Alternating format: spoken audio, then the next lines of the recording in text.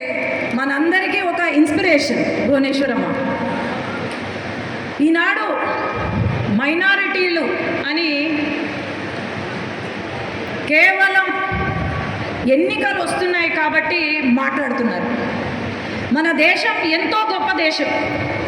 మైనారిటీలకు సమాన హక్కులు, చట్టాలు, అట్లాగే స్వేచ్ఛనిచ్చిన దేశం మనది. మన దేశం మైనారిటీ మహిళలకు అత్యున్నత గౌరవాన్ని ఇచ్చిన దేశం, అది మర్చిపోవద్దండి. ఎందుకంటే ట్రిపుల్ తలాక్ ఎక్కడ తీయని దగ్గర మన దేశం తీసేశారంటే అది కేవలం మైనారిటీ మహిళల కోసం, వారి గౌరవం కోసం. ఇలాంటి దేశంలో 5 సంవత్సరాలుగా మరి మైనారిటీలకు మొండి చేయి చూపిస్తూ అట్లాగే ఎటువంటి న్యాయం చేయకుండా వైసీపీ ప్రభుత్వం ముందుకు వెళ్తుంది. ఓట్లు కోసమో లేకపోతే ఎన్నికలు వస్తే మా మైనారిటీలు మా ఆత్మ బంధువులు అని మాట్లాడతారు. ఈరోజు మైనారిటీల గురించి, వారి న్యాయం కోసం, వారి సంక్షేమం కోసం పోరాడిన ఏకైక పార్టీ తెలుగుదేశం పార్టీ అని నేను తెలియజేసుకుంటున్నాను. ఎన్నో హామీలు కురిపించారు జగన్మోహన్ రెడ్డి గారు.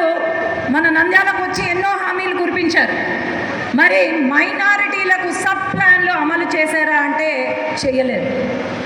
రిజర్వేషన్లు, నామినేటెడ్ పోస్టులు పనుల్లో రిజర్వేషన్లు కల్పిస్తానని చెప్పి ఒక్క రిజర్వేషన్ కూడా కల్పించలేదు.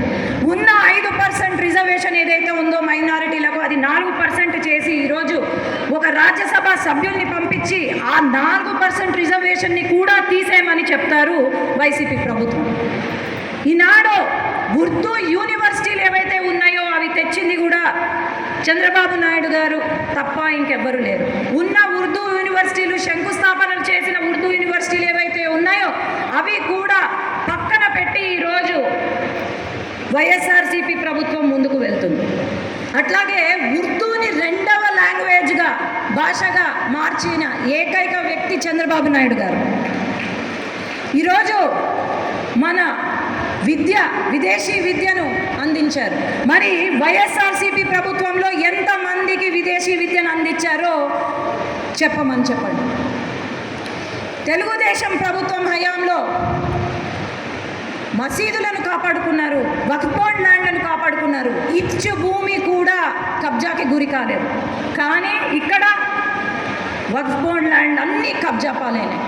దర్గాకు సంబంధించిన ల్యాండ్ అన్నీ కబ్జా పాలే. ఏమన్నారు అన్నాడు? మైనారిటీకి సంబంధించిన భూములను రీసర్వే చేపించి డిజిటలైజ్ చేస్తానని చెప్పి ఈరోజు ఒక్కటి కూడా డిజిటలైజ్ చేయలేదు. అలాగే మనకు భూములు ఇచ్చి ఇల్లు కూడా కట్టిస్తామని చెప్పారు, ఒక్క ఇల్లు కూడా కట్టించలేదు. ఈరోజు మాట్లాడతారు, సిఏఏ గురించి మాట్లాడతారు. అసలు సంబంధమే లేదు, ముస్లింలకు సంబంధమే లేని సిఏఏ అంటే కూడా ఏందో తెలియని వ్యక్తులు మాట్లాడతారు. కేవలం సిఏఏ అంటే పాకిస్తాన్, ఆఫ్ఘనిస్తాన్. ఈరోజు మీరు ఉన్నారు కాబట్టి చెప్పాల్సి వస్తుంది. పాకిస్తాను, ఆఫ్ఘనిస్తాన్, బంగ్లాదేశ్ నుంచి వచ్చిన